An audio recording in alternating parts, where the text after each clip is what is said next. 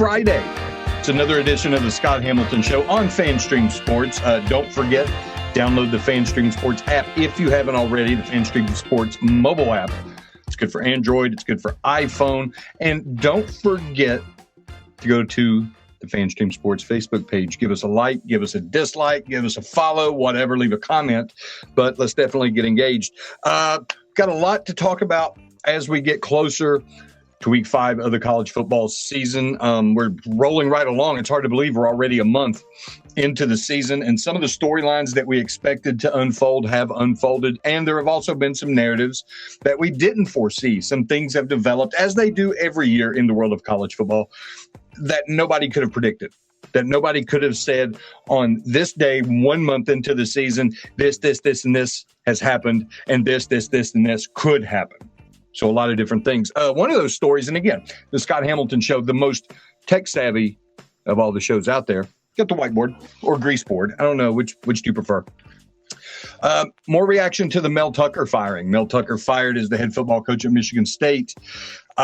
Foregone conclusion when it came out that he had been accused of sexual harassment, and not just sexual harassment, but sexual harassment of a rape survivor and a victim's right advocate, and a person who's really an activist with preventing sexual harassment crime, or sexual assaults, actually, and sexual harassment. Somebody that he had been working with to get her message out, to presumably educate his own team, and to make people aware around the world, using his massive platform, he being Mel Tucker again, his massive platform to educate and hopefully prevent. Well, things are starting to come out now where he perhaps was using that relationship, or perhaps using his position as the head football coach at Michigan State University merely to form a relationship with this woman. Troubling all the way around. His massive contract did not save him, and that's a whole other part of this. Was his contract the reason that they let him go? I don't think so.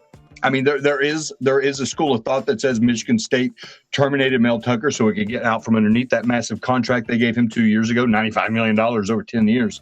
But given everything that Michigan State has already had to deal with regarding Larry Nassar, the blemishes and the black eyes on that institution, they had to let him go.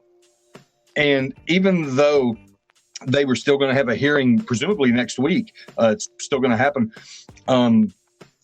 he admitted to enough that they could fire him with cause. There was enough there to give people massive heartburn and to justify going ahead and cutting him loose. So that'll be something that we're going to talk about with Bill Bender, longtime friend of the Scott Hamilton Show in all its different forms. Bill Bender of the Sporting News. He's going to join us in just a few minutes. I'm going to ask him about Mel Tucker's situation. What does it mean for Michigan State going forward? What's the ceiling for Michigan State football? They've been to the playoff. There aren't many teams that can say they've actually been to the college football playoff since that thing started in 2014. What's the ceiling going forward in this brave new world, this Big Ten? It's going to have Southern Cal and Oregon and Washington and UCLA, no divisions, expanded playoff. What's the ceiling for Michigan State? And who might be some of the people that are going to get a look to be that head coach? What does the next head coach of Michigan State look like? I'm going to ask those questions of Bill Bender of the Sporting News when he joins us in a few minutes. Colorado continues to drive the narrative. The biggest story in college football this year, the biggest story probably in all sports for this year. I'm going to go ahead and say that. It's eclipsed college sports. It's eclipsed football. It's a cultural thing now. It's just become massive.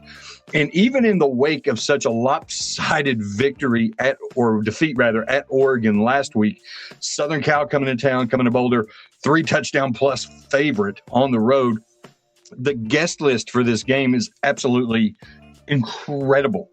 It's a who's who. I mean, one of the guys coming to the game is Matthew McConaughey. He's a Texas guy, but he's going to be on the sidelines for the Colorado Southern Cal game this weekend, even though his beloved Longhorns are going to be playing undefeated Kansas, and we're going to discuss Kansas eventually in the program. He's going to be there. He's going to be there. The Prime effect, the Coach Prime effect, the Dion effect, however you want to frame it, it's a real thing. It's most definitely a real thing. We're going to follow that throughout the weekend. Another bit of big news And credit to Gene Sapikoff, the esteemed columnist at the Charleston, South Carolina Post and Courier. He had a piece in the Post and Courier yesterday where he has spoken to different officials at both Clemson and South Carolina and a few other people involved in the world of college athletics about some shuffling that's going on. That could Clemson be the first team to make the leap from the ACC to somewhere else to get out of that ironclad, presumably, grant of rights that has kept the conference together even during this age of realignment and expansion, so on and so forth. Gene had some strong statements in his article, people at Clemson who said sooner rather than later, and he asked, could that mean 2023, this year? And the response was, stay tuned. And also it touches on this fact that Clemson wouldn't be alone. And that makes perfect sense because when they made the announcement, when they had the vote to bring in Cal, Stanford, and SMU last month, there were some schools that were against it. Clemson, Florida State, UNC, most vocally UNC, North Carolina. And North Carolina could basically go anywhere at once. It's such a coveted brand, such a coveted institution, and its athletic programs are top-notch, especially men's basketball, obviously.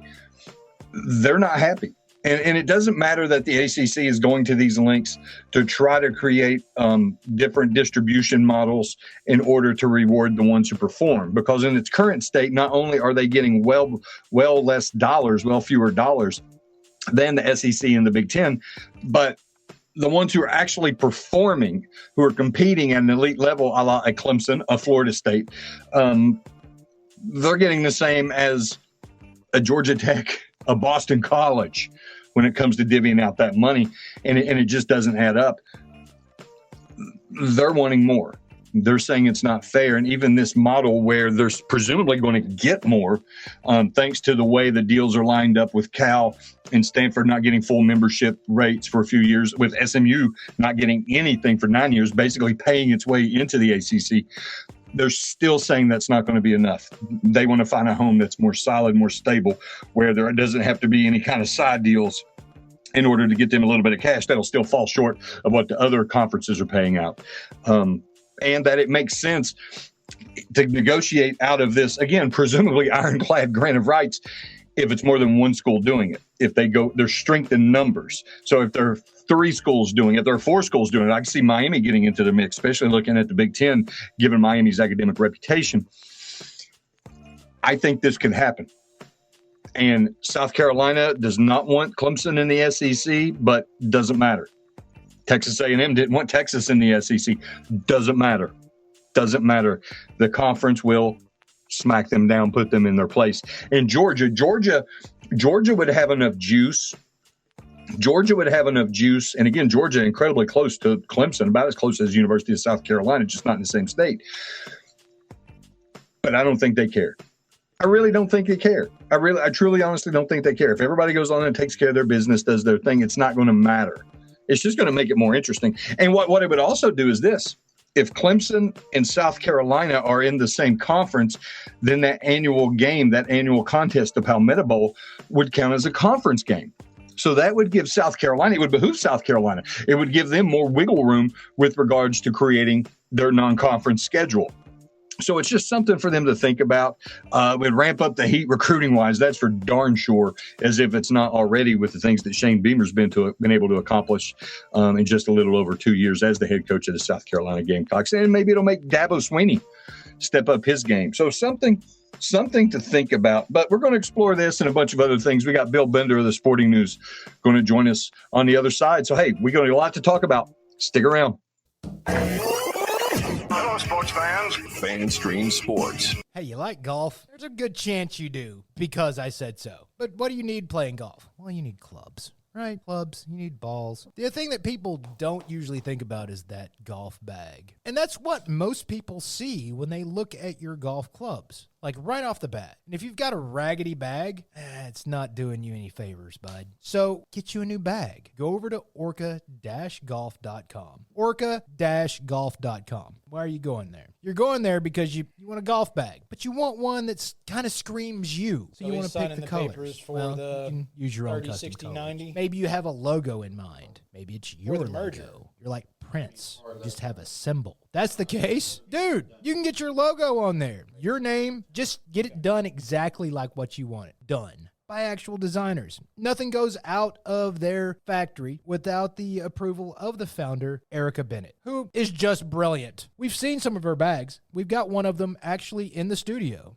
And you know what? Dude, it looks good. If you want other people to look at your golf setup and go, man, that just screams Frank. You want that? Then go over to orca-golf.com. Do yourself a favor and use the promo code DSP10 for 10% off and free shipping. I'll say that again, DSP10 for 10% off and free shipping. So do it today because Orca Golf is the best choice in the game. Hi, golfers. IndyCar Tim here. I want to talk to you a little bit about Golf Central Magazine. It's not just a golf magazine. It's the magazine for everything. Turf, travel, philanthropy, and lifestyle. Head over to golfcentralmag.com and check out the latest issue.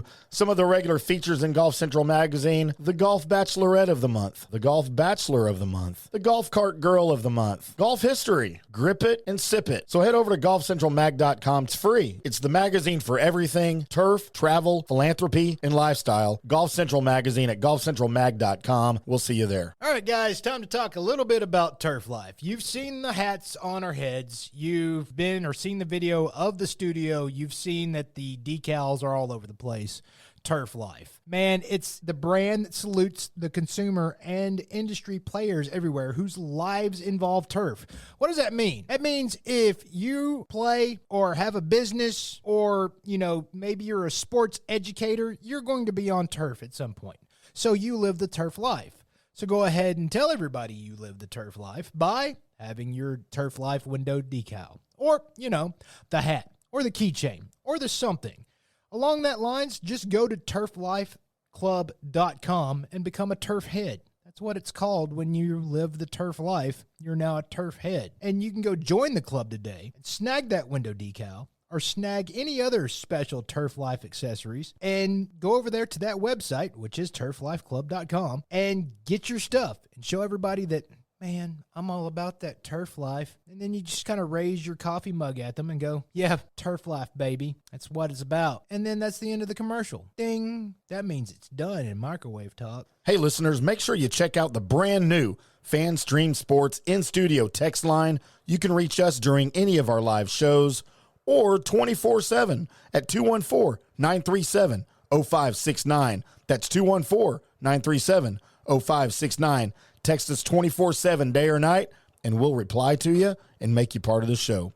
Coming back at you. Now, more Fan Stream Sports. We're getting closer to week 5 of the college football season, but the big news going into this weekend, at least during the week, is the removal of Mel Tucker as head coach at Michigan State. A foregone conclusion. We found out a couple of weeks ago that he was being investigated, or there had been an investigation. He had been suspended by the school.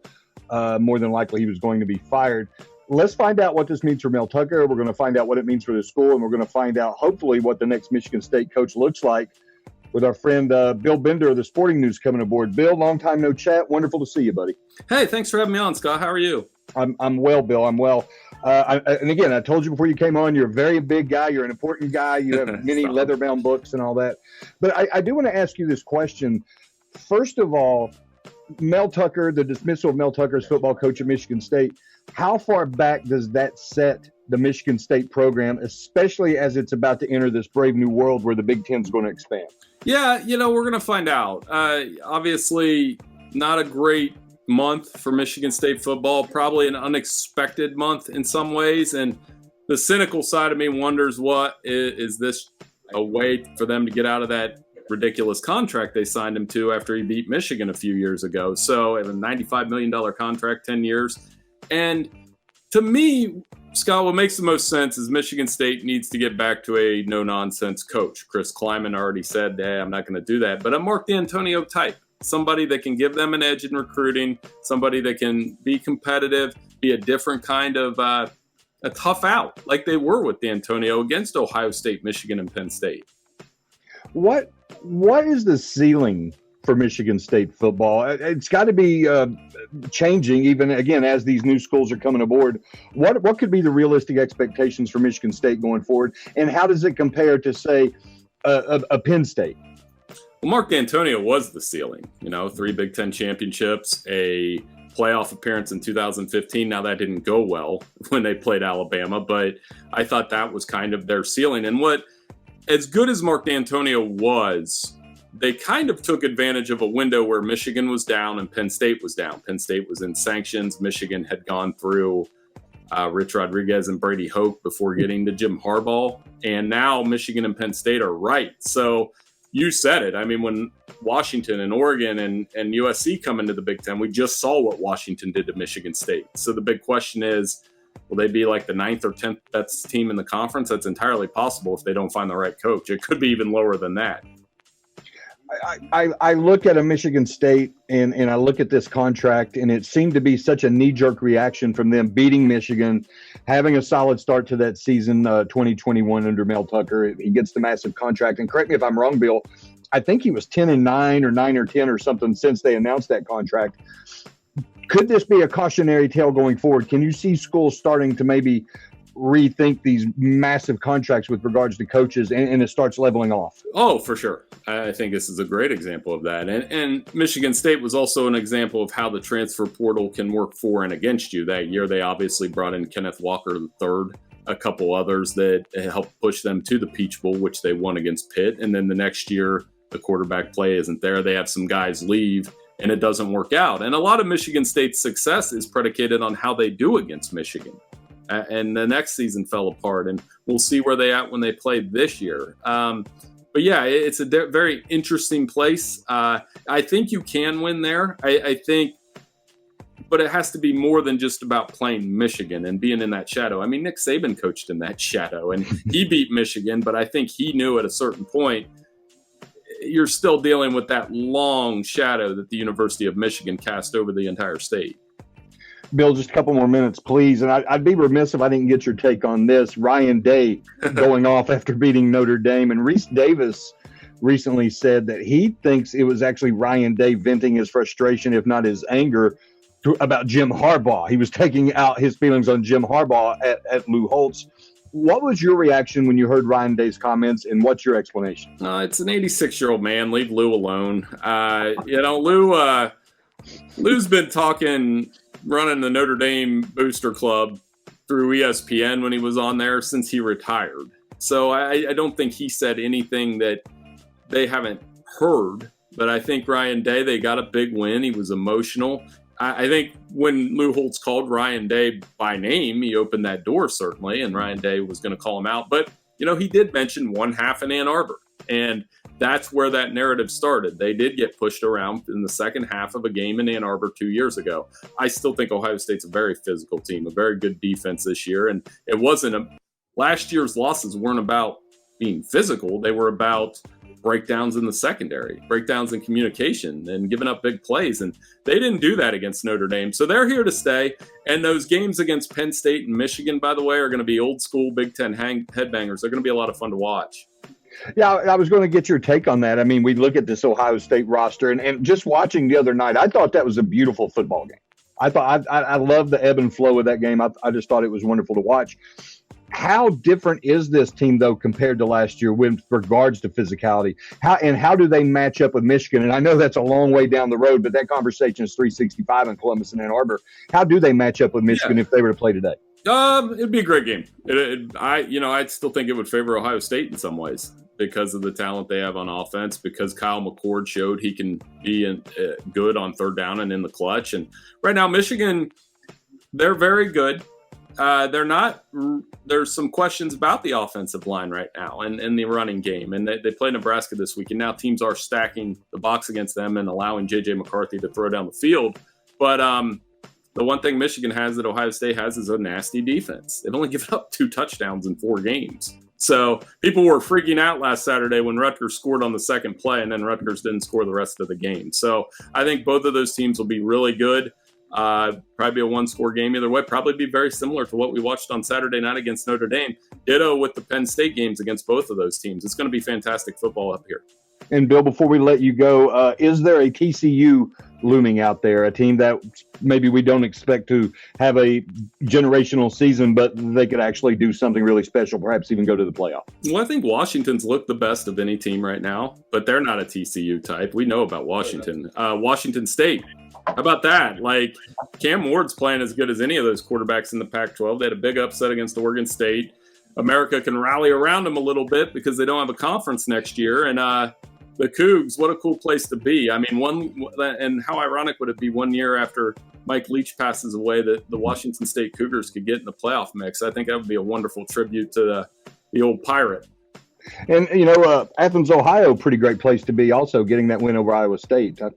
No, I'm happy. I'm happy as an alum. And, they called a field goal no good that was good. And, sometimes you just don't go into Athens and get a win like that.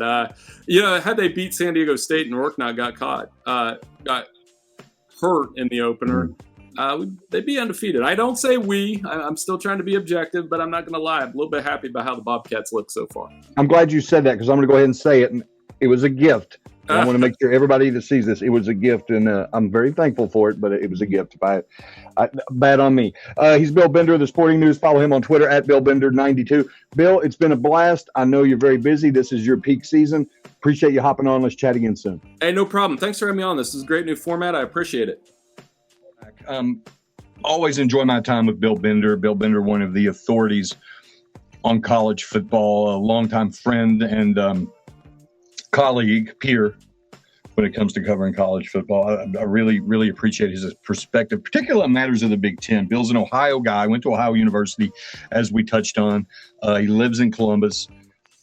And when it comes to talking about the Big Ten, his opinion is rock solid, his knowledge unassailable. The Ohio State question, what we saw against Notre Dame, that was a physical Ohio State team, and it's going to have to be a physical Ohio State team, because the way the Buckeyes have lost to Michigan each of the last 2 years, it's pretty striking. Michigan, the more physical team. And that goes back to Jim Harbaugh reinventing himself.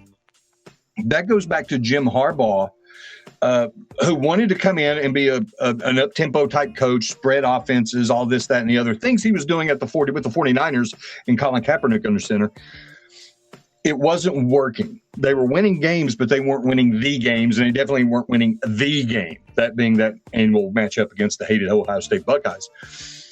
But he sat back after they came in, and remember, they redid his contract and made it very incentive-laden a couple of years ago, and he reinvented things. He said, we've got to play more of a smash-mouth style. The things that worked when he was coaching at Stanford, the things that worked when he was coaching at San Diego. And that's what's happened. They're more of a traditional Big Ten team, line of scrimmage team, get the run game involved. And it changed the dynamics. It changed the calculus of that rivalry with Ohio State, because looking at the roster, you can make the argument that player for player, Ohio State's still going to have a better roster. You could absolutely, and not just this year, last year, year before.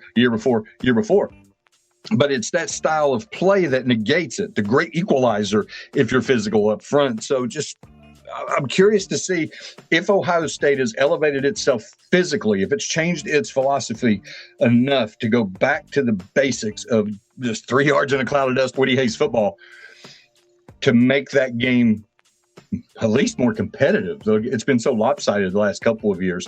What I saw against Notre Dame is encouraging if you're a Buckeyes fan. Very encouraging. I really enjoyed that game very much.